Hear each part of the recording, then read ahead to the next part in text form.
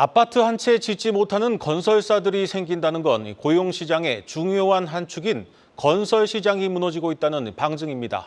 길어지고 있는 내수 부진이 이제 고용시장을 강타하고 있습니다. 전민정 기자가 정리했습니다.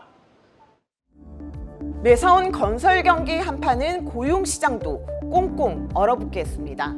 계속된 내수 부진에 도소매업과 함께 건설업 취업자 수가 큰 폭으로 줄며 고용난을 심화시킨 겁니다.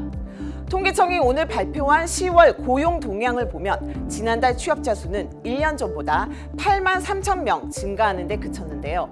지난 5월에 이어 5달 만에 최저 증가폭을 기록한 건데 10만 명대 증가세도 넉 달 만에 꺾였습니다. 일도 구직 활동도 하지 않고 그냥 쉬었다는 인구도 244만 명에 달했습니다. 내수와 밀접한 연관이 있는 업종들의 고용 성적표는 더 처참했습니다.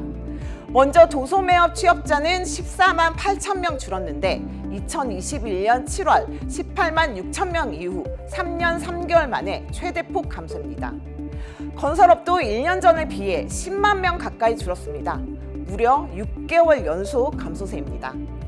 정부는 취업자 수 증가폭이 크게 둔화된 건 2022년과 지난해 장기 추세를 크게 웃돌던 고용 증가 속도가 조정을 받고 있기 때문이라고 진단했는데요. 또 민간 소비 여건이 점차 개선되고 있고 기저 효과까지 감안하면 이달과 12월에는 고용 증가폭이 커질 수 있을 것으로 내다봤습니다. 하지만 지금의 추세대로라면 정부의 연간 23만 명 취업자 수 증가 목표는 이미 물 건너갔다는 분석이 나옵니다.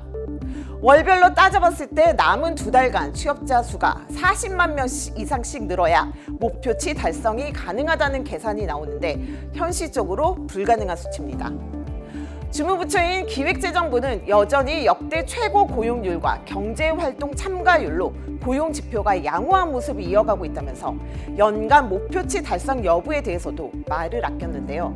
다만 건설, 자영업 부문과 청년과 같은 고용 취약계층의 어려움이 지속되고 있다는 점은 인정하며 양질의 민간 일자리 창출을 위해 조만간 3차 투자 활성화 대책을 마련하기로 했습니다. 또 연간 공사비 상승률을 2% 내외로 줄이기 위한 공사비 안정화 프로젝트를 가동한 데 이어 공공공사비 현실화 방안도 연내 마무리하겠다고 밝혔는데요.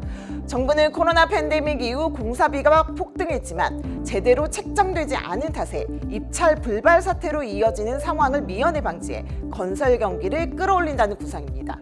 지금까지 세종 스튜디오였습니다.